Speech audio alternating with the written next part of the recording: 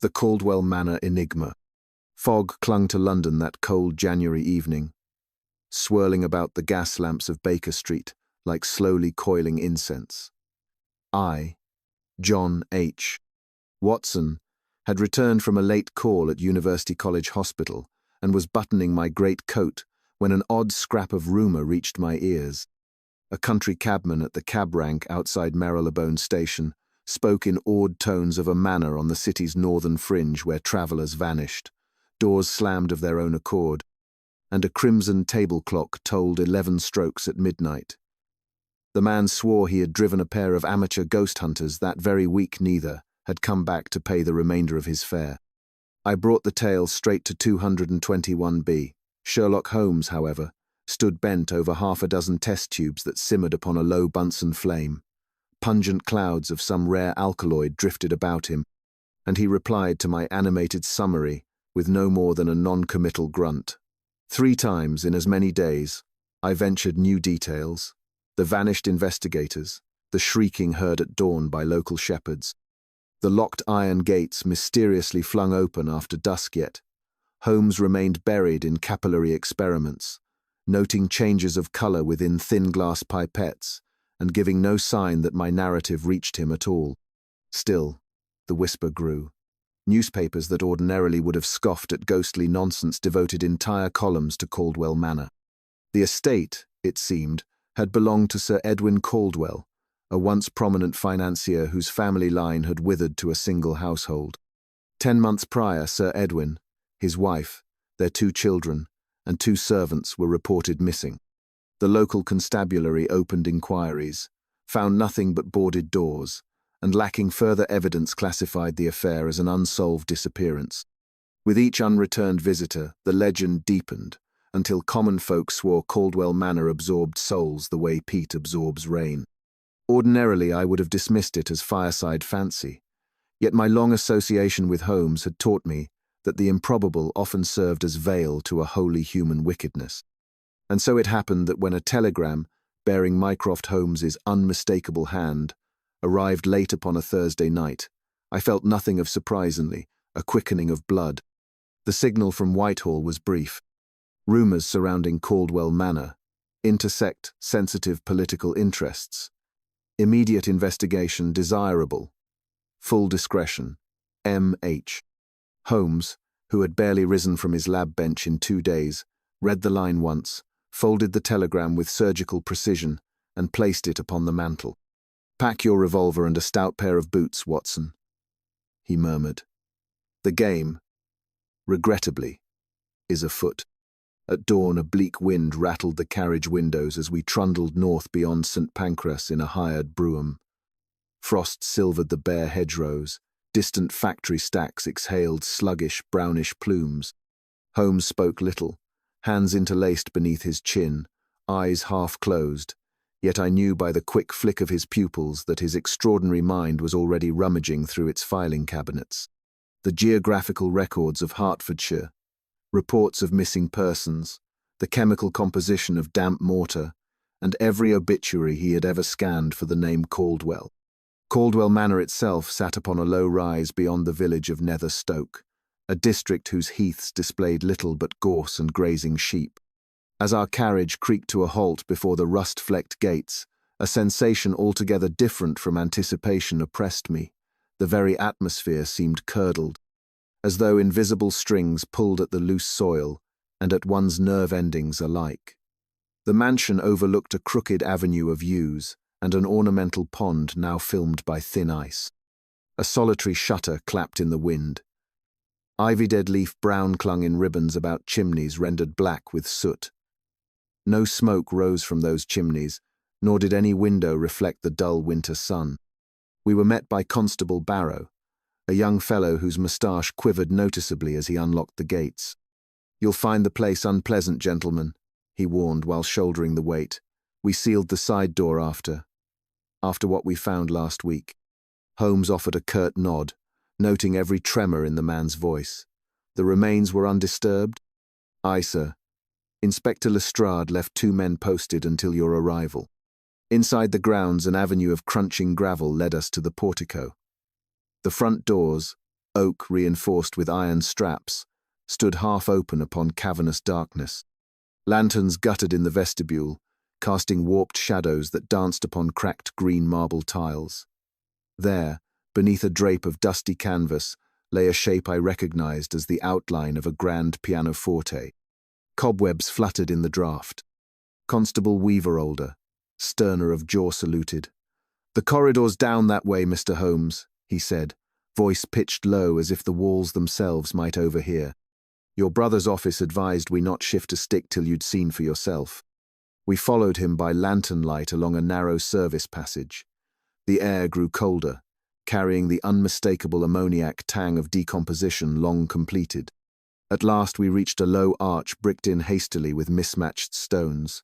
A section, recently knocked out, revealed a recess scarcely wider than my shoulders. Within that alcove lay 5 skeletal forms arranged in obscene repose, garments reduced to mold-spotted rags. Tarnished jewelry glinted at what had once been a lady's wrist. A child-sized buckle lay crooked near small metatarsals. Holmes crouched utterly still, save for quick darting glances, then withdrew a small lens and lamp. He inspected the mortar edges, scraped a sample into a vial, sniffed at the ragged brickwork. "Observe, Watson. Mortar here bears a lighter hue than surrounding stone. The bricking was executed less than a year ago, perhaps within weeks of the family's vanishing. Whoever walled them in did so in haste, but with an artisan's hand sufficient to escape casual notice." I swallowed a surge of nausea. Were they murdered and entombed alive? Too early to say. Note the absence of shackles. I also perceive no obvious fractures upon the humeri or femora. Poison, perhaps carbonic gas introduced from a brazier, would spare the perpetrator the trouble of restraint. We shall know when yard surgeons conduct a more thorough post-mortem. A thin draught teased the flame of Weaver's lantern. Holmes glanced past me, nostrils flaring. "Wind in a sealed passage, Constable? Enlighten me." Weaver coloured. "There's a hatch at the corridor's end, sir, beneath rotten boards. The young lad barged through it last shift. Claimed he felt warm air rising. I told him leave it be till you came." "Lead on." The hatch lay beneath a threadbare runner. We pried it open. Stale yet perceptibly warmer air drifted upward. A crude wooden ladder descended into blackness. Holmes, deadpan, fetched a coil of fusee rope, tied it about his waist, and handed me the loose end. In case of rotten rungs, I followed him down. The space proved a dry-walled undercroft, perhaps 8 feet high, the floor thick with century-old mortar dust. A single narrow corridor ran east, its flagstones covered in Prinsum crisp, summer-day aldershoe, soles of different widths but similar tread. Holmes knelt, lamp near the floor. "3 4 individuals have passed here since last rainfall," he muttered. "Look here, Watson. This mark produced by a half-nailed heel, that by a rubber galoche." He rose, eyes glittering. "Our phantoms possess very corporeal footwear." We tracked the footprints to a low iron door. It yielded after Holmes applied a thin strip of steel to the latch. Beyond lay a chamber hewn of chalkstone, its centre dominated by a trestle upon which rested melted candle stumps, broken crucibles, and a brass bowl ringed in dried crimson wax. Cymbal spirals intersected by harsh angular strokes ornamented every wall, drawn in something the colour of congealed blood. Even my unmystical sensibilities quailed. Holmes set the lamp on the trestle, touched a finger to one symbol. Oil paint, mixed with vermilion. Conjuring the demonic, perhaps, but chosen for durability. He pocketed a flake of residue. From a corner, I retrieved a goatskin ledger. Within lay patient columns of figures debits, credits amounts staggering. The earliest entry dated 12 years past. The latest just 3 weeks earlier, a payment of £500 to a B.C. for services rendered property acquisition. "The initials match Barnabas Caldwell, the estranged cousin," Holmes said, reading over my shoulder. "Curious that Sir Edwin recorded them here, within a subterranean shrine." Footsteps sounded above. Weaver's shout fractured the hush. "Mr. Holmes, someone's in the east wing." We ascended at speed, burst into a corridor where lantern light wheeled crazily. A cloaked figure darted across the hall. Holmes pursued, but the stranger leapt through a narrow casement, ivy aiding a perilous descent. By the time we reached the window, only crushed laurel and a breath of cold air remained. "The same intruder who rifled Sir Edwin's desk," Holmes said, voice flat. "They return whenever we grow close." That night, Holmes mapped every secret door and service tunnel. We planted constables in pairs, each armed with signal whistles. Midnight crept near when a faint metallic clang echoed from the study below. Holmes signalled. We descended silently. Within the study stood a gaunt man of perhaps 50pence, ne'er glimmering rifling through a strong box. At Holmes's low command, the constables sprang. The man wheeled, brandishing a small derringer. Weaver's cane knocked the pistol aside. The intruder crashed against a side table, scattering deeds and promissory notes. Holmes bent, retrieved one such paper, scanned the signature. Barnabas Caldwell. So, the black sheep had returned to shear the flock. Yet as dawn bled sickly through cracked panes, interrogation revealed more. Barnabas, bitter at disinheritance, had colluded with 2 debt-ridden servants and a failed illusionist named Collier, whose expertise with pulleys, speaking tubes, and self-locking doors conjured every ghostly manifestation. They had intended to terrify Sir Edwin into fleeing, forge a deed transferring ownership, and then sell the property piecemeal to a syndicate that desired the land for a railway spur. When Sir Edwin proved stubborn, perhaps guessing the ruse Barnabas escalated, carbonic gas fed through hidden grates rendered the family unconscious. They were bricked alive with macabre ceremony to imitate a centuries-old curse. But greed, like mortar, crumbles. A single unpaid illusionist betrayed a meeting date. Whispers spread, and here we now stood among the wreckage of their iniquity. Holmes, in his understated manner, summarized for Inspector Lestrade. "One ghost, Lestrade, can be laid by daylight, but 4 men armed with debts and envy require the sterner antiseptic of law. See that they appear at the Old Bailey before winter's end." He turned to me as the prisoners were led out past marble pillars now bright with sun. "The supernatural, my dear Watson, remains merely the supernormal, a stage set in darkness, awaiting inspection by an honest lamp." Holmes allowed himself one weary smile as our carriage rolled back toward London snowflakes swirling like torn playbills behind the glass. "Another curtain falls," I ventured. "And another rises," he replied, withdrawing a telegram from his pocket. "Mycroft warns that a misstruck bell in Vienna may not be coincidence. Rest tonight, Watson. Tomorrow the continent may beckon." Thus ended the Caldwell Manor affair, its phantoms banished, its bricks laid bare, leaving only the timeless lesson Holmes had impressed upon me since the day we first shared rooms above Mrs. Hudson's staircase, that wherever terror thrives, there too may reason shine, provided one dares carry the lamp. Dawn revealed London under a thin frosting of ice, the rooftops crystalline, the river sending up faint white vapours that mingled with coal smoke. I had slept poorly visions of hidden altars, and Barnabas Caldwell's drawn, furious features haunted my dream sand. Rose to find Holmes already dressed, his violin upon his knee, coaxing from it a low, deliberate fugue that vibrated the air like distant machinery. The telegram that had shortened his smile the evening before lay weighted beneath the inkwell. Fresh steam curled from a second sheet beside it, delivered while I slept. "Bad news?" I ventured, pouring coffee that tasted of chicory. He set the violin aside.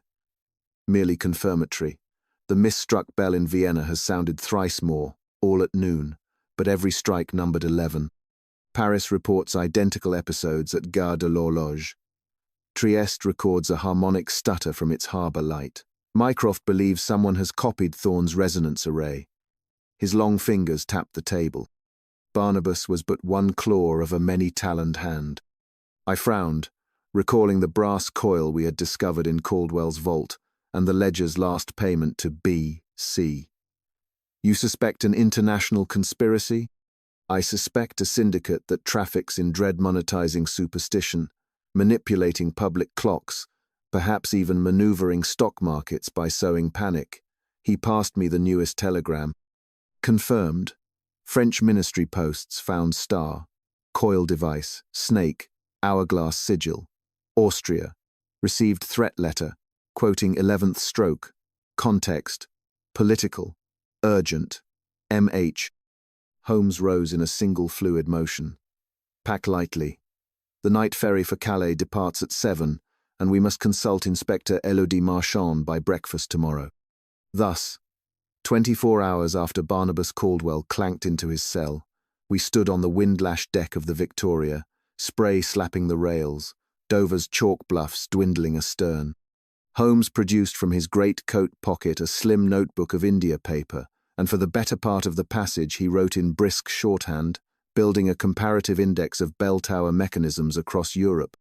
At intervals he paused, eyes narrowed, then amended a figure, muttering about torsion ratios and damped oscillations. I chose to trust his genius, and instead concentrated on not losing my breakfast to the pitching sea. Calais greeted us with wet snow, but the boat train to Paris afforded warmth.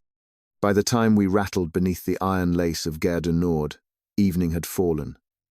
Yet Inspector Marchand of the Sûreté awaited atop the platform, her kepi shedding droplets, and her dark eyes sparking with professional curiosity. "I received your cipher cable," she said in fluent though accented English, ushering us into a waiting motor car. "Monsieur Holmes, every half-hour fresh rumours flood the boulevards. They say the city clocks sympathise with some devil in Vienna. Clocks know only the pulse of their masters," Holmes replied.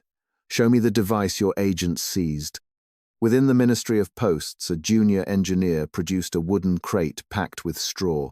Nestled inside lay a brass coil shaped as an 8-pointed star, each arm tipped with hardened steel contacts, the serpent hourglass crest etched deep at the center. Holes for screws indicated where it had been mounted to the clock relay board. Holmes removed a jeweler's loop. "French lathe, marks, but the solder is English. Watson see the duller flux. Collier the illusionist may have prepared more than stage contraptions." He requested the coil be inverted. Beneath, Marchand's people had chalked the figure, 11 hertz on the bench. "We measured the phantom pulse," the engineer said. "It subtracts 11 vibrations per minute from the pendulum circuit, forcing the striker to miscount." Holmes inclined his head. "Beautifully simple. Disrupt the time. Signal by modulating its frequency. That coil could be tuned to any civic bell with electric hammers. Paris, Vienna, Trieste, or London if one had supply lines." "But why?" I asked. Marchand answered. "Markets panic when the public believes time itself compromised. The bourse lost 2 million francs in an hour yesterday." Her tone hardened.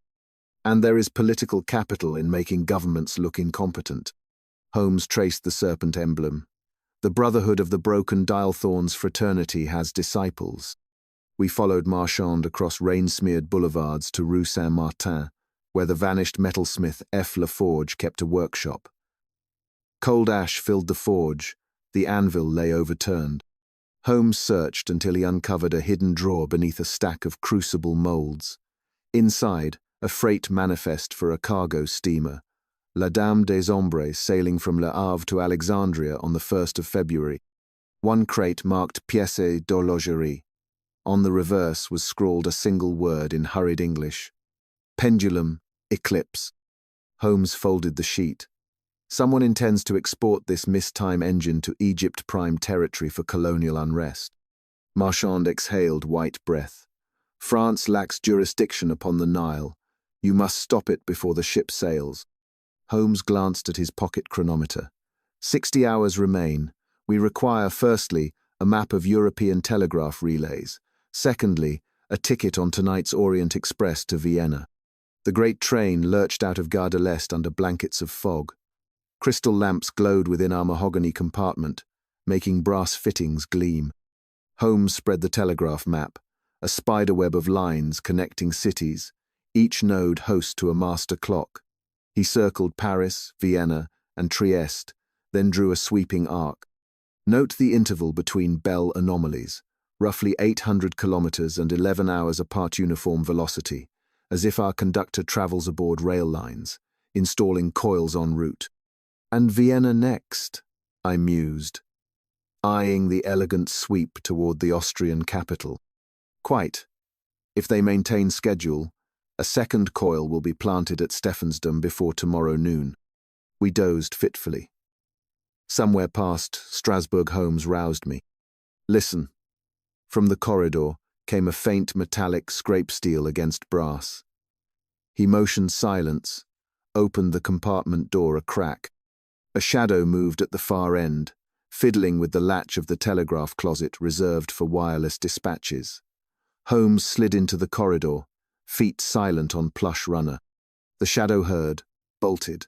The train lurched around a bend, lanterns swinging. I followed, heart thudding. We gave chase through swaying coaches until the fugitive flung open the door to the luggage van and scrambled over trunks toward the jump gate. A sudden flash.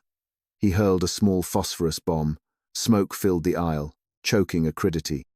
Through the blur I glimpsed a narrow figure leap into the blizzard beyond the train, a rope secured to a coupling hook. Holmes snatched an emergency brake cord too late. The rope snapped taut, and the runaway vanished into snow-wrapped night. Back in the telegraph closet we found the lock forced, the instrument panel prized open. Holmes extracted a cloth bundle lodged behind relays, a miniature version of the star coil, still warm, uninstalled. He whistled softly. Our saboteur meant to mount this, then depart at the next halt. We have robbed Vienna of one ill-omened chime. He labelled the bundle evidence and informed the conductor, who nearly fainted at the notion of would-be anarchists dangling from his train. Vienna awoke under brittle sunlight, spires glittering with hoarfrost. We reached Stephansplatz minutes before noon. The Pummerin bell had already rung 6 correct peals that morning. Nonetheless, a detachment of Austrian gendarmes allowed Holmes access to the electric striker room. No coil lay there. Wires appeared intact. The fugitive likely planned installation, Holmes told the Hauptmann, but we intercepted his device on the train. I queried, could he possess another coil? Holmes pursed his lips. Doubtful. Fabrication requires specialized lathe. Work, yet we must still identify him. The Hauptmann produced a missing person report. Johann Collier, stage mechanic, Anglo-Austrian parentage, vanished from his lodgings 2 nights prior. Holmes recognized the name instantly, the illusionist from Caldwell's tunnels. How does Collier finance such travel? I asked. Bank drafts through an agency in Trieste. The Hauptmann answered, eyes hard. Signed Barnabas Caldwell. So the cousin funds exile while he rots in jail, I muttered. Realization chilling. Holmes's eyes narrowed. Or another directs Barnabas's slush funds. We follow the money to Trieste. The Adriatic slept beneath a pewter sky when we arrived. Gulls wheeled above piers where steamers unloaded coffee and coconuts from Sumatra. At the telegraph relay by the San Carlo lighthouse, we found Italian engineers tearing out a coil identical to the Paris star, discovered that very dawn after a mistimed beacon pulse caused harbour lights to stutter. Their discovery preempted disaster, but Collier himself remained at large. Holmes leafed through ledgers at the Deutsche Adriatische Bank. A helpful clerk, when presented with a flourish of Viennese authority, produced account books detailing remittances from Caldwell's estate to one Bindo Carfax Company London agents. The final remittance dated 10 days earlier, the day our Barnabas had been arrested. Holmes closed the ledger with a decisive snap. Carfax Co. is no legitimate brokerage. Someone else inherits the scheme.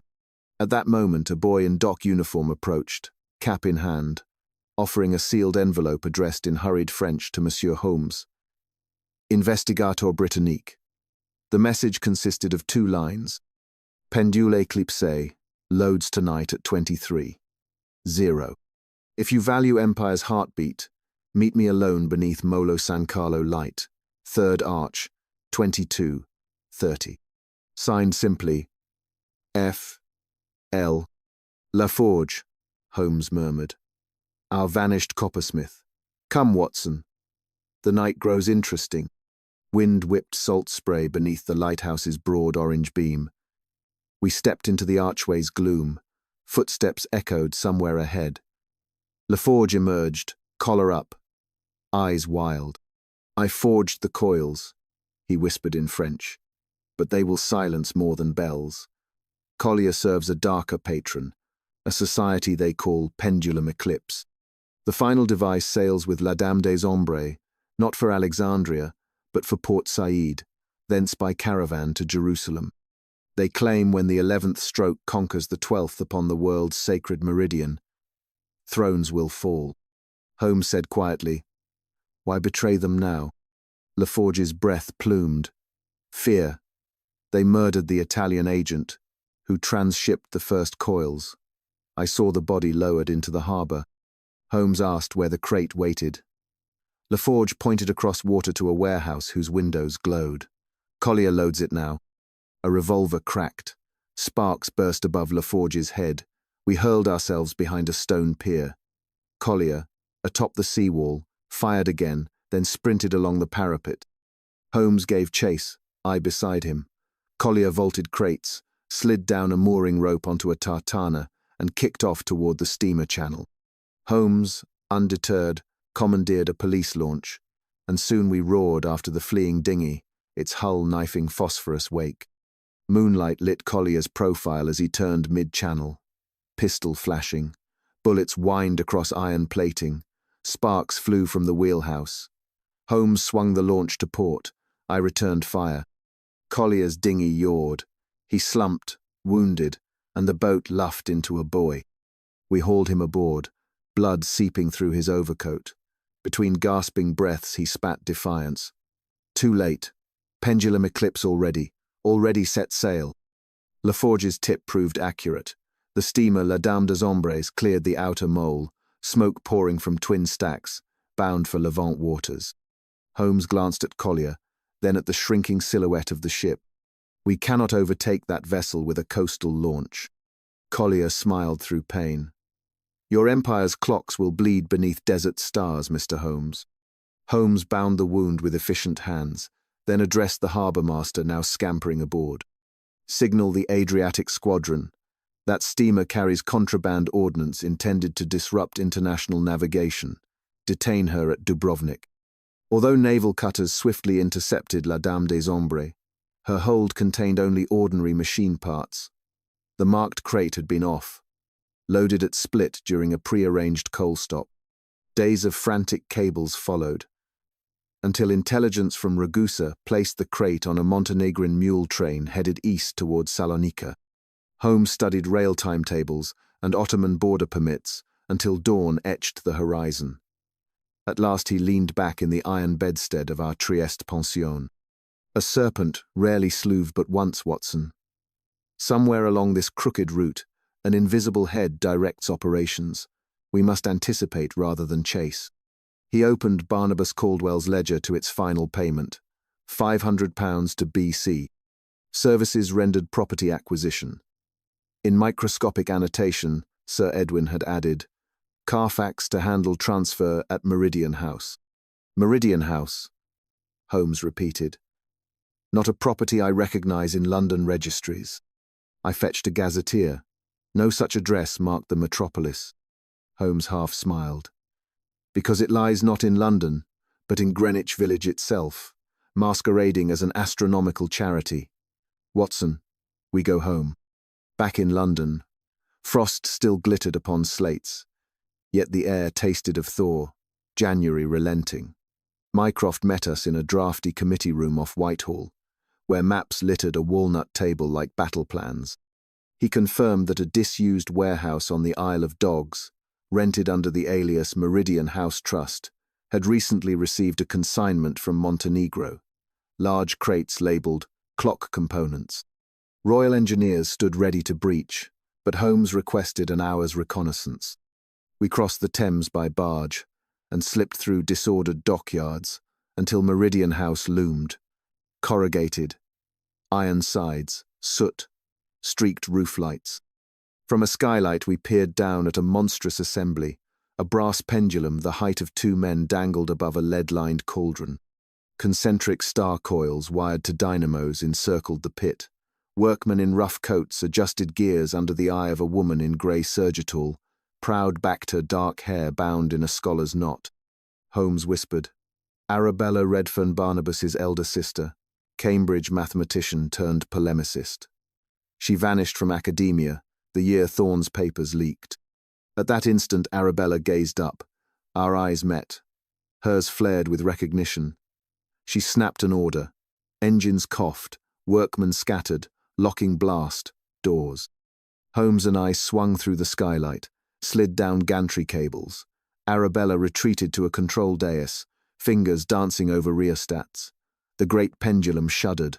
Coils hummed a deepening chord. Holmes sprinted across catwalks. I covered him with revolver drawn. A burly mechanic lunged. Holmes ducked, struck the man's solar plexus, sent him toppling. Arabella flung a lever. Pistons vented steam. The pendulum began its arc. A tone, low and resonant, vibrated through my sternum pulse of some infernal heart. Holmes reached the dais, seized the lever, but Arabella pressed a hidden toggle. Sparks leapt. He recoiled, gloved hand smoking. "Time is tyranny," she cried above the roar. "When the 11th stroke devours the 12th, empires crumble." I fired. The bullet shattered a gear housing. Fragments jammed the pendulum axle. The great weight bucked, chain snapping free to thrash across the cauldron rim. A geyser of scalding brine erupted. Workers fled shrieking. Holmes, stung but resolute, vaulted the dais rail, tackled Arabella. They crashed to the grid floor as alarms clanged. Steam obscured all for a moment. I bounded down ladders, choking, and helped wrest the sputtering genius to her feet. She glared at Holmes with a curious mix of fury and admiration. "You fight for dead clocks, sir." "I fight," he said quietly, "for the living who depend upon them. Your cause devours innocence with equal appetite." Royal Engineers burst in, carbines levelled. Arabella surrendered, her mouth fixed in a cold smile, as if like her serpent emblem she contemplated future moults. Within a week the newspapers reported only a small industrial fire at a riverside warehouse. But at Whitehall Holmes delivered to Mycroft a dossier of coils, ledgers, and confessions sufficient to bury Pendulum Eclipse beneath a mountain of indictments. Barnabas Caldwell and Johann Collier faced the noose. Arabella, perhaps owing to foreign entanglements, awaited trial in secret. One grey morning Holmes and I returned to Baker Street. He unpacked a single relic, a tiny brass gear scorched at the edgesand, placed it upon the mantel like a paperweight. "Souvenir?" I asked. "Reminder," he replied, settling into his chair. "Time bends only to those who respect its gears." Barnabas and his sister sought to weaponize minutes. In the end, each second became evidence against them. He steepled his fingers, eyes half closed. Yet somewhere, beyond my horizon of inference, another mind already calculates new harmonics. That, my dear Watson, is the beauty of the infinite clockwork. There is always another problem to solve. I opened my notebook, feeling the familiar itch of narrative. The Caldwell Manor Enigma, I reflected, had begun with whispers and ended with coils, yet through every turn one truth remained, that evil must dress itself in masquerade, for naked daylight would reveal its foolish machinery. Thankfully, London possessed a lantern in human form, ever ready to cast that daylight, and I, for my small part, the pen to ensure the oil never ran dry. Several placid weeks followed, measured by the interval between Morning Post and the distant boom of Big Ben, yet an undercurrent of unfinished business stirred restlessly beneath Holmes's outward calm. He spent long hours at the chemical table analyzing flecks of vermilion scraped from Meridian House, and longer ones at the desk comparing every banking slip bearing the legend Carfax Co. His manner was not the fevered intensity of a chase, but rather the cold, inexorable grind of an astronomical clock closing upon transit quiet. Yes, but never entirely still. One evening, in late February, I returned from my surgery to find him reclining in shadow, violin across one knee, and an opened letter trembling slightly between the fingers of his left hand. The glow of the reading lamp painted his features in Rembrandt ochre, accentuating the fatigue at the corners of his eyes. Without looking up, he spoke my name, yet the voice held that peculiar tautness which always presaged trouble. "You heard the verdict?" I asked, shrugging off my coat. The day's edition of the Times had carried a small paragraph. Barnabas Caldwell and Johann Collier sentenced to death. Arabella Caldwell to imprisonment for life. The secrecy surrounding the trial had relegated a matter of continental conspiracy to a footnote on page 7, a convenience of empire, if not of truth, but it seemed final enough. "I have," he said. "The matter ice upon the face of it settled." His bow tapped the strings once, twice, idle and rhythmic. Yet a puzzle remains. He offered the letter. It bore the seal of Holloway Jail and was addressed to nobody, merely stamped return. Inside lay a single sheet of cheap foolscap, imprinted with rows of meaningless circles and half-moons. The guard, having found no recipient to which to forward such nonsense, had returned it to the last correspondent, Sherlock Holmes. I turned it in my hands. Cipher? Indeed, a curious one. The circles matched the diagram in Sir Edwin's hidden ledger, the so-called lunar cipher, but the sequence appears malformed, either through haste or intent. I should prefer to think intent. Arabella is far too systematic a thinker to indulge stochastic scribble. I sat opposite, studying his face. "You believe she still commands allies?" Holmes's smile was thin. "Those coils did not manufacture themselves in Trieste. The organization we glimpsed has harder tendrils, and prison walls blunt only the visible portion of the blade. It is the invisible hilt that worries me." The next post brought confirmation. A report from Lestrade described a failed attempt to tunnel into the condemned ward of Newgate. Only one prisoner's window had been approached from the outside, its iron bars filed through with a jeweller's saw and replaced so neatly that only a chance glint had betrayed the substitution. The saboteur escaped, leaving behind cord, a narrow collapsible brace, and a fragment of silk scarf bearing a familiar serpent hourglass crest. The inference was obvious. Someone still valued Barnabas Caldwell alive. 2 nights later, Sir Reginald Fairfax, Junior Minister at the Admiralty, was set upon in Whitechapel. He survived, but his attaché case was stolen. Inside were details of fleet signals, including the telegraph, bell timetables Holmes had previously highlighted as targets. The constable on duty saw the assailant only long enough to describe a lean woman in grey serge before she vanished over a dray. Holmes drummed his fingers on the hearth mantel when the report reached us. "Arabella roams despite iron," he muttered. Then softer, "or a ghost wearing her cloak does." He rose and paced. "Very well. If the serpent persists, let us provoke its full uncoiling." The plan he propounded to Mycroft that same afternoon was audacious in its simplicity. A solitary train ostensibly loaded with replacement time signal relays would depart Paddington at midnight, carrying a single sealed crate labelled Harmonic Ferret Laser Chronograph, Holmes's private invention, entirely fictitious. Rumour, carefully sown, would suggest the crate contained the Royal Observatory's newly fabricated master lever escape mentor device, necessary to recalibrate every naval chronometer in the fleet.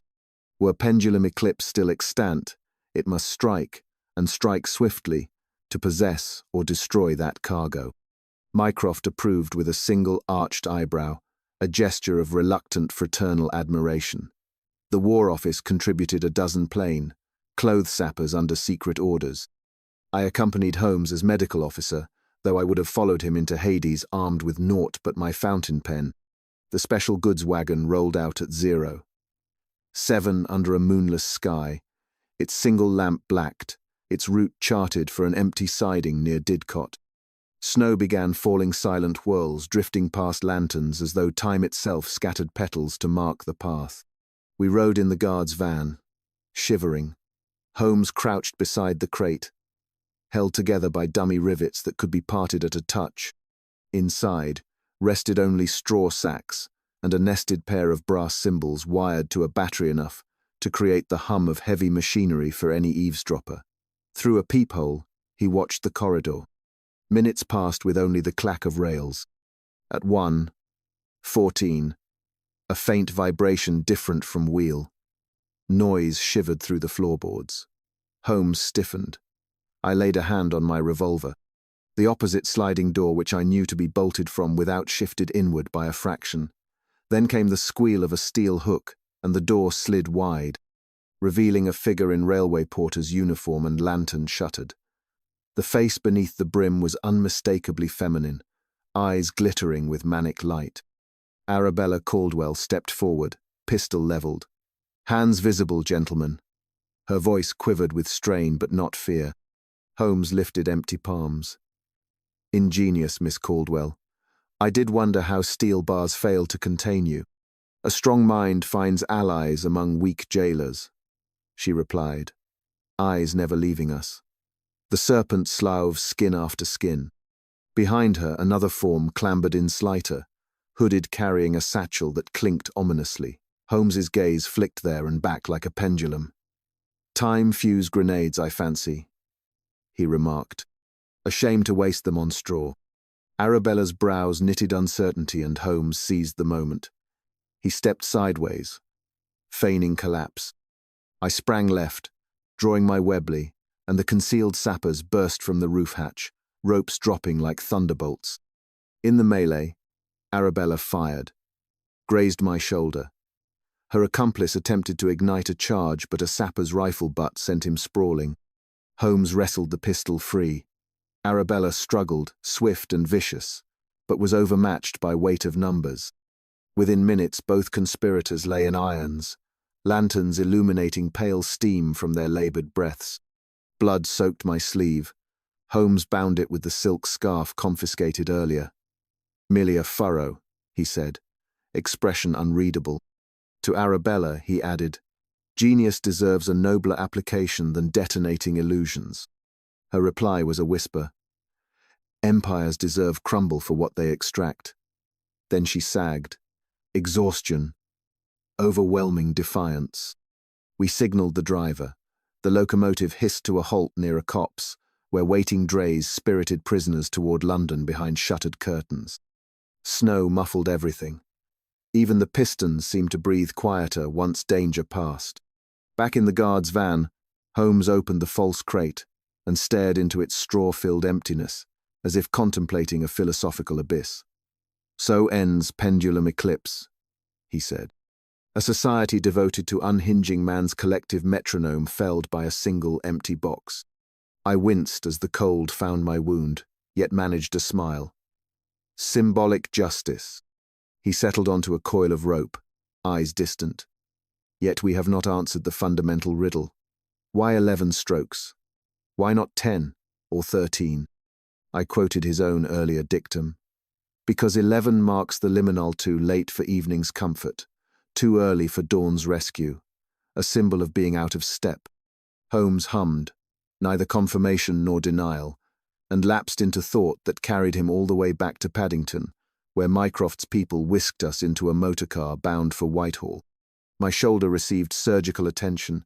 Holmes's singed glove would forever bear a tiny hole reminiscent of a serpent's fang. It might have concluded there, but the cosmos is miserly in granting Holmes idle victory. Weeks later, March crispness edged with promise of spring news reached us of Barnabas Caldwell's sudden demise at Newgate, apparently by self-inflicted wound. The inquest recorded a razor smuggled inside a Bible, yet Holmes received an unsigned note bearing only the Ouroboros crest and 8 words. "Skin shed, heart preserved, pendulum still seeks center." He read it, sighed, and slid the note into the flame of the sitting-room grate. A curl of smoke spiraled upward, dissipating amid pipe fumes. "There is always a center," he murmured, "and always a hand to nudge the weight." Later that night, he composed a letter to Inspector Marchand, suggesting heightened watch upon certain bell towers, still wired for automatic striking. I offered a final entry to my journal. Thus the echoes begun at Caldwell Manor travel onward, cautions against the seductive romance of ghosts, and the still greater seduction of power disguised as principle. I prefer the human ghost traceable, culpable, corrigible to any intangible spectre, for one can place cuffs upon wrists and hang lanterns within the darkest tunnels. Yet I have learned, chiefly through my friend, that vigilance must itself tick, reliable as chronometer springs, else the 11th stroke return. And so we oil the gears and set the watch once more. Mrs. Hudson tapped to announce cocoa.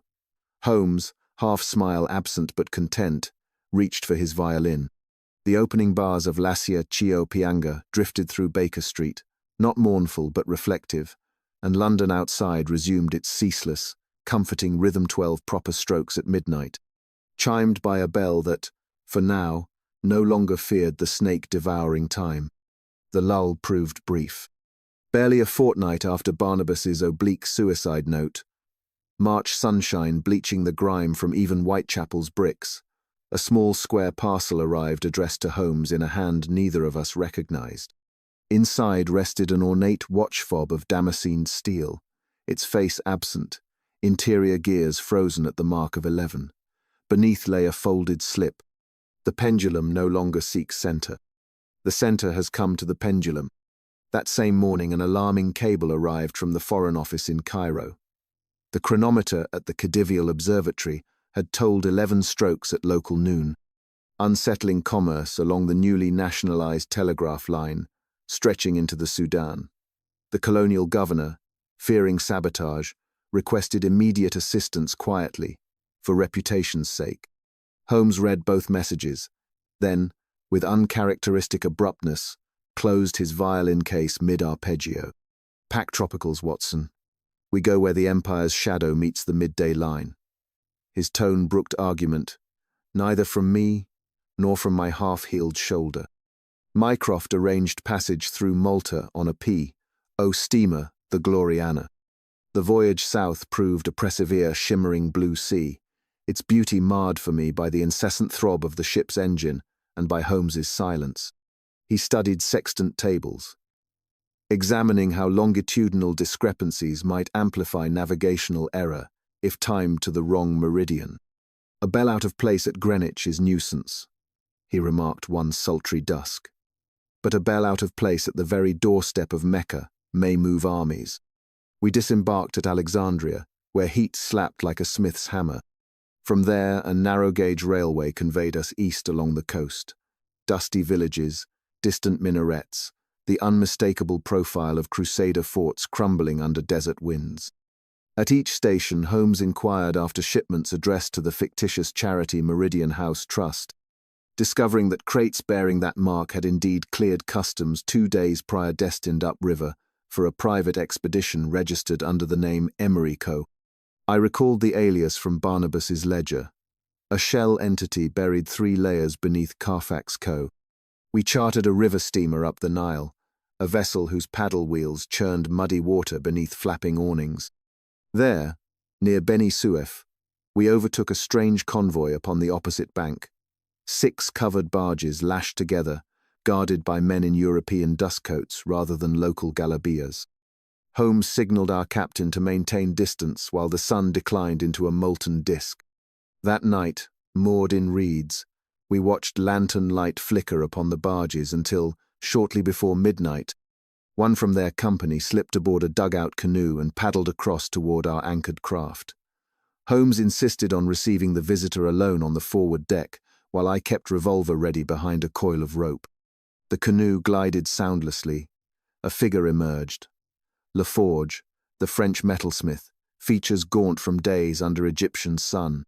"I escaped," he hissed in rapid French, "when they argued how many coils sufficed for the pendulum. You must stop them. They go to a ruin called Tel El Amar. There to mount the device inside a Crusader, keep once used by caravan star watchers. When the full moon climbs, they intend to strike Jerusalem, Cairo, and Mecca in the same breath." Holmes posed 2 questions: how many conspirators remained, and whether Arabella orchestrated from afar. Laforge replied that Arabella's coded orders continued to Arivano.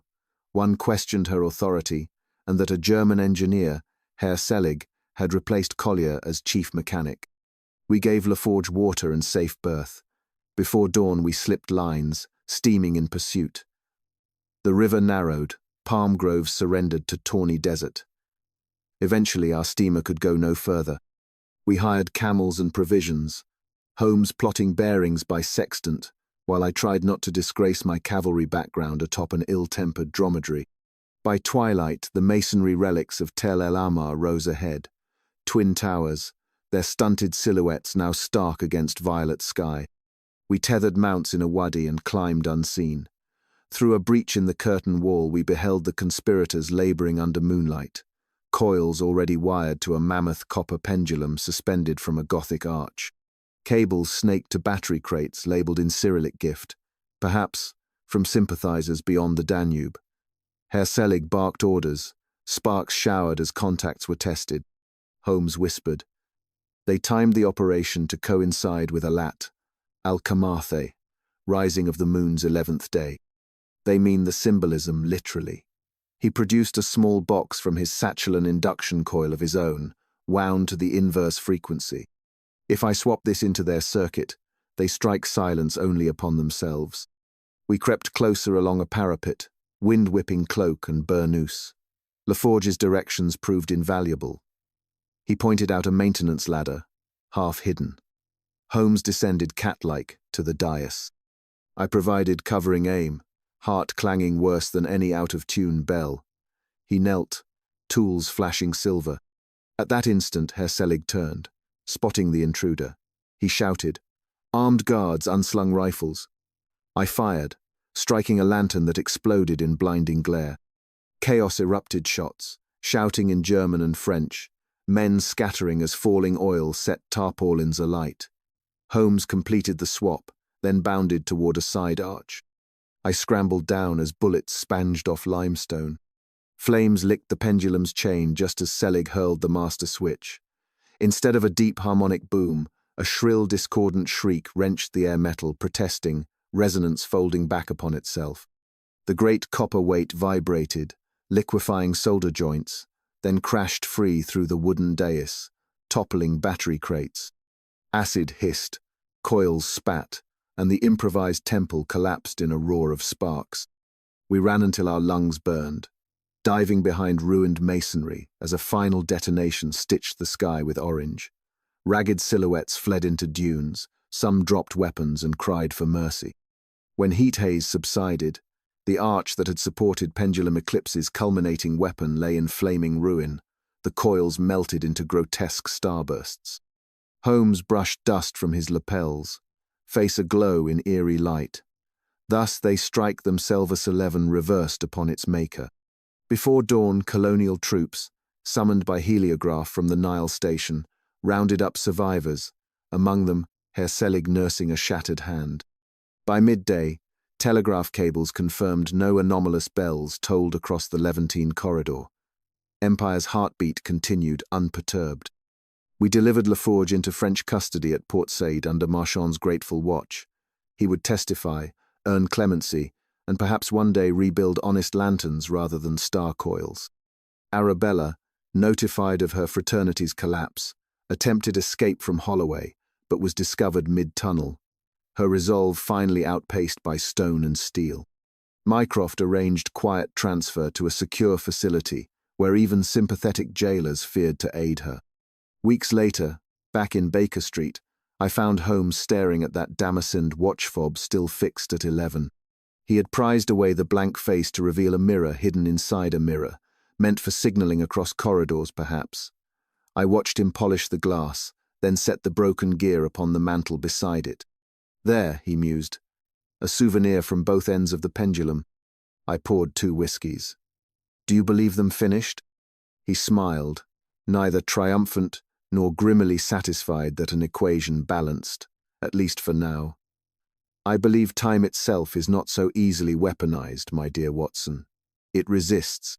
The more violently one attempts to bend its stroke, the more fiercely it rebounds.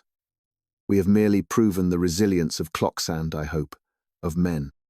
Snow had surrendered to daffodil shoots along Regent's Park. Coal smoke hung lighter in vernal air. We drank in silence, broken only by the clatter of hooves upon Marylebone Road, and the steady tick of Mrs. Hudson's mantel clock 12 firm, unapologetic strokes at midnight.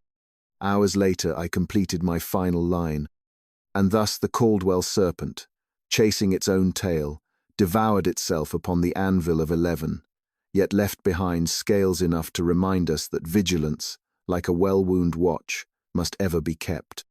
The spring of 1898 unfurled across London with a kind of tentative grace-cherry blossoms along the Mall, clean morning light on the Thames, and a breeze carrying none of winter's bitterness, yet none of summer's languor. One might have believed calm restored to the Empire's metronomes.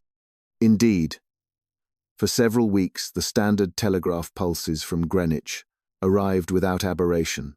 The Royal Exchange bustled at its habitual tempo, and printers no longer rushed proofs about the 11-stroke spectre. Yet for Sherlock Holmes, serenity breeds scrutiny. I found him one April afternoon on the rooftop of 221B, eye pressed to a heliograph, silently testing mirror angles against the pale sun. He greeted me with a distracted nod. "Have you seen the court circular, Watson?" "Merely that preparations for Her Majesty's Diamond Jubilee advance without impediment." It was to be a vast affair. Foreign dignitaries, a fleet review, and most critically, Holmes reminded me synchronized bell peals across every cathedral in Britain. On 22 June, noon sharp. 1,000 towers, he said, balanced upon a single timing impulse, a tempting target for any would-be horological anarchist.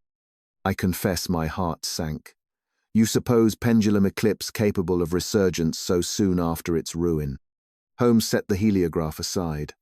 No society ends while ideology survives in even one breast, my dear fellow. According to an intercepted letter, Mycroft forwarded it this morning, European agitators view the Jubilee as imperial hubris, and the cipher hand matches Arabella's. He handed me a photostat. The familiar lunar circles marched across thin paper, but at intervals a figure 12 was scored out and replaced with 11. "Is she still under guard?" I asked. "In the tower, awaiting removal to Broadmoor," he said. Yet messages seep outward from stone-like groundwater. At Holmes's request, the Home Office granted us provisional access to Westminster's clock tower maintenance works. For weeks, the great bell of the Palace of Westminster Big Ben to the populace underwent service, so it might toll the first Jubilee minute with renewed majesty. It pleased nobody in government to imagine the chime subverted before the eyes of the world. Hence, under cover of architectural consultancy, we spent days examining every hammer cable and electrical relay.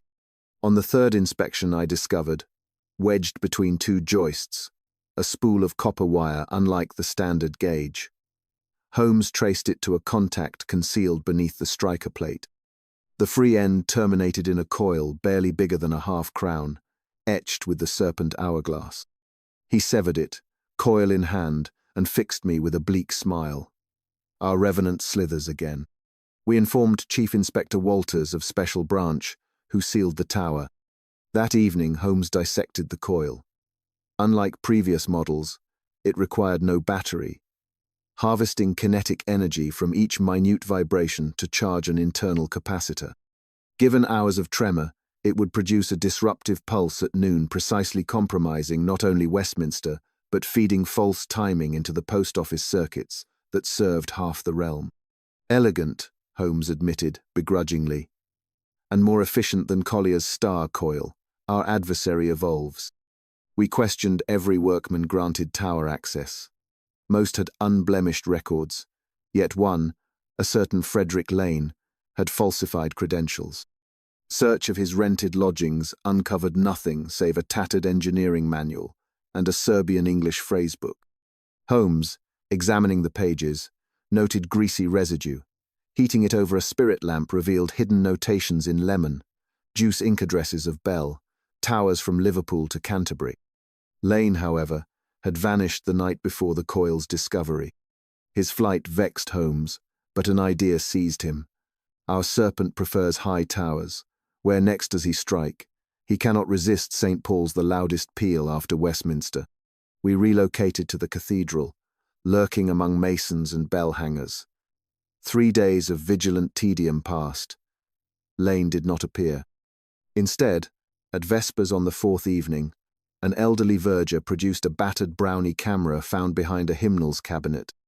Glass plates inside, when developed, showed detailed interior shots of the Belfra Menno tourist images, but technical studies. In one frame, Lane's reflection glimmered in the lens, capturing his own surreptitious labor. Holmes tapped the negative. Note the date scratched in the corner, June 21. He intends installation on the last possible night, minimizing risk of detection. Armed with this, we laid a trap. Special branchmen hid in clerestory recesses. Holmes and I took posts near the clock, train gearing. Midnight of June 21 arrived, hush, cloaked. At 1:30, a shadow slid from the spiral stair. Lane weary, soot smudge set, about unscrewing a brass access plate. Holmes let him fix the coil fully before voice snapped like a bear trap. Hold fast, Mr. Lane. Lane bolted, but constables converged. He surrendered after a desperate climb onto the gallery, cornered against stained glass. Under interrogation, he yielded the plan. 9 coils distributed among key towers.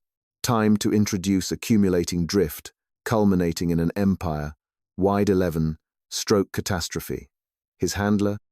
Communication came via cipher letters signed only with the lunar script delivered from within the Tower of London itself. Holmes's jaw tightened. Arabella still conducts, a serpent head inside a fortress heart. Obtaining clearance to speak with Arabella was an exercise in bureaucratic contortion, yet Mycroft managed it. We descended to the tower's lower ward, where a newly remodeled cell overlooked the Thames but allowed no view of moon or clock. Arabella greeted us with tranquility that was almost majestic, shackled wrists resting on her lap as if they were silk gloves. "Time behaves," she murmured. "Only while men believe it will." Holmes placed Lane's confession upon the table. "Your disciple erred. The coils are seized. Speak to nullify further mischief." A flicker amusement? Sorrow passed her eyes. "Pendulums require no single pivot. Remove one, another inherits amplitude. Kill me.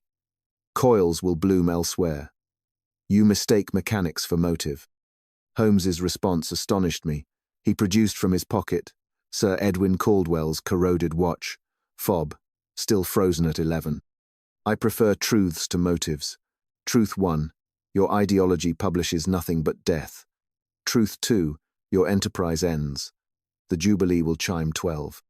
She regarded the relic, then him. "Prove it." Proving it required, firstly, removal of every extant coil. Lane confessed to caches in Worcester, Durham, York, and King's Lynn. While Special Branch pursued these leads, Holmes and I rode the overnight mail trains north, coordinating silent confiscations. My shoulder ached at each carriage jolt, yet adrenaline spared me complaint. By dawn of the 20th, every known device lay atop a desk in Scotland Yard's Black Museum mute trophies of thwarted resonance. Yet Holmes fretted. One coil unaccounted. "How can you be certain?" I asked, nearly asleep on my feet. "Because there were 10 disciples. Originally, Barnabas, Collier, Selig, Laforge, Lane, and 4 unnamed, who vanished after Trieste. The network is geometric. They'd dispatch pairs." He stabbed at Lane's map, a red dot at Inverness uninvestigated due to distance. No through train could northbound reach Inverness and back before noon, but Holmes wired the fledgling telephone exchange.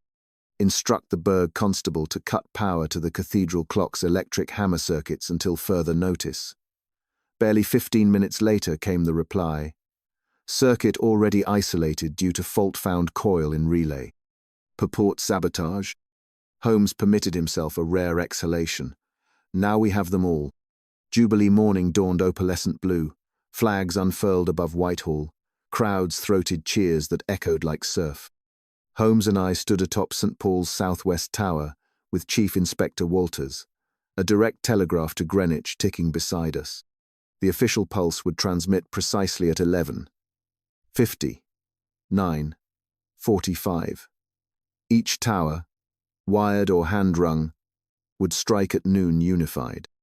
Walters glanced at the device. 10 seconds. I watched Holmes watch the second hand. The world seemed to condense into those whirring ticks. 12, 13, 14. At 45, he said evenly, "Now." The operator depressed the key. Galvanometers flicked. A heartbeat impalpable. Then the Pomerin boomed true in distant Vienna, relayed by cable. Canterbury struck. York answered. Finally, Big Ben's mighty voice rolled over rooftops. 1, 2, 3. 12 perfect notes, cascaded across the capital, and by extension, the empire. An exhalation rippled through the throngs below a collective relief they did not fathom but nonetheless shared. Holmes allowed a smile no one else could have read. "Pendulum at center," he murmured. "For today." In aftermath, Arabella was relocated to a remote fortress on St. Kilda, where seabirds outnumbered warders. Lane faced trial, and, perhaps pitying his fragile idealism, the court spared his life. The other Coils were melted at Woolwich and recast into innocuous gear blanks. One sunny July evening, back at Baker Street, Mrs. Hudson surprised us with lemonade and shortbread. Holmes accepted both gratefully rare enough, and we sat with windows open to a city summer bustle. "Will they attempt 11 again?" I asked. He sipped. "Ambition seldom dies, only alters vector. But 11 is fettered until some new mathematician believes fear can be engineered." He tapped a fingertip against the glass. "Meanwhile, clocks tick. That is victory enough." I could not argue. In concluding my account, I reflected how a single rumour had unfurled into a map spanning hemisphere. Caldwell Manor's dust, Trieste's harbour spark, desert stars above a pendulum of copper, and finally London bells restored. Through it all the pattern repeated, that the darkest engines of men thrive in shadow, yet with disciplined light and a listening ear one may hear their workings and stay the gears. I drained my glass, set pen to paper, and wrote the final sentence. Thus ended the Caldwell chronicler tale that began with whispers of ghosts and concluded with the sealing of coils. Proof eternal that the hand of reason, armed with candour and courage, will always steady the trembling clock of civilization. Summer settled into its languid stride. Wisteria drooped over terrace balustrades, and hansom drivers dozed atop their cabs between fares. To the casual Londoner, such halcyon days suggested the empire's arteries pulsed strong and regular. Yet Holmes, ever alert to murmurs beneath the city's hum, spent warm afternoons reading abroad language editorials that railed against Britain's Jubilee pageantry symbols, he remarked, that fuel the ideology we have so recently throttled. In quieter moments he catalogued each confiscated coil, drafting a monograph on resonant sabotage and the limits of chronometric terror. My medical obligations were brisk, that season heat brings its own species of faint and fever so. My evenings in Baker Street found Holmes pacing, filing, and occasionally extracting the battered watch fob, whose gears forever froze at 11. One night, when July light still lingered at 9:30, he spoke without preamble. "Arabella has offered a bargain." I lowered the lancet. "From St. Kilda?" How did her words travel? "A warder sympathetic to higher mathematics will transmit a puzzle in exchange for a cigarette," he said wryly. "She promises the full financial tree behind Pendulum Eclipse if we carry a letter to Le Forgeneau, awaiting trial in Leonan deliver, of all things, a volume of Kepler's Harmonices Mundi annotated in her own hand." I whistled. "And in return?" "That her personal notebook seized at Meridian House be placed in the British Museum rather than burned." He tapped knuckles on the mantel. A vain yet surprisingly modest request. "You intend to humour her?" "Knowledge should be preserved," he answered, "even when misguided, but not before we verify no cipher lurks in the annotations." Thus I undertook a swift continental excursion under Home Office sanction, though officially as medical escort for Laforge's deposition. In Lyon's prefecture of police, I delivered the Kepler volume to a magistrate's clerk, while Holmes and Marchand scoured its margins for invisible ink. They found only rigorous lunar node calculations, and, tucked in the flyleaf, a note. Fanaticism thrives on secrecy. Rationalism must therefore publish. Holmes pocketed the slip and allowed the transfer. Laforge, when apprised, wept thinly, whether from gratitude or guilt I could not tell. He confessed a final contact, an English watch dealer named Gideon Swale, who, decades earlier, had taught horology to young Arabella at Cambridge gatherings. Swale kept a narrow shop in Lambeth. He had supplied blank brass cogs and offered philosophical encouragement. Back in London, Holmes wasted no hour. We visited Swale's premises, cramped storefront, perfumed by oilcloth and dusty baize. The dealer, stooped and nearly blind, expressed astonishment at any alleged treason. His receipts showed small consignments of stock parts, hardly evidence of conspiracy, yet Holmes's gaze fixed upon a curious brass globe suspended above the counter. A tellurian, Swale said proudly, built to demonstrate the moon's libration. 12 evenly spaced notches ringed its equator. The 11th bore a nick fresh. Cut. Holmes traced it with a fingernail. Who marked this? Swale squinted. Couldn't say. Some young scholar last year wanted to show his lady the hour that isn't, he joked. We departed with more questions than answers. On the pavement, Holmes uttered a half laugh. The hour that isn't an elegant euphemism for ideological subtraction. That night-heavy cloud, pregnant with thunder, we talked long by lamplight. Holmes hypothesized a broader cult of amateur astronomers sympathetic to Arabella's blend of anarchism and harmonic theory, a network dormant for decades, predating even Sir Edwin Caldwell's feud. Their symbol, the Ouroboros, conceived not by Thorne, but by earlier devotees who equated endless revolution with social rebirth. Barnabas, hungry for inheritance, had stumbled into their doctrine. Arabella, gifted and embittered, had transformed it into a weapon. But, Holmes concluded, coiling the draft of his monograph, doctrines survive by diffusion, sever a few disciples, idea persists in pamphlet or lecture. To inoculate, one must publish flaw alongside fact exposing the machinery of terror, so the public recognizes illusion. Within weeks, the Times printed a lengthy letter, anonymous, but readers versed in London gossip required no signature, explaining the physics of star coils, the psychology of misinformation, and the Caldwell conspiracy's final collapse. Holmes's phrase, the 11th stroke fallacy, entered discourse. Clergymen, journal editors, and even tavern wits adopted it to deride any sensation inflated by faux authority. I expected Holmes to revel in this small cultural victory. Instead, I often found him at the window, Drummond pipe forgotten, his gaze fixed upon the silhouette of St. Paul's against amber twilight.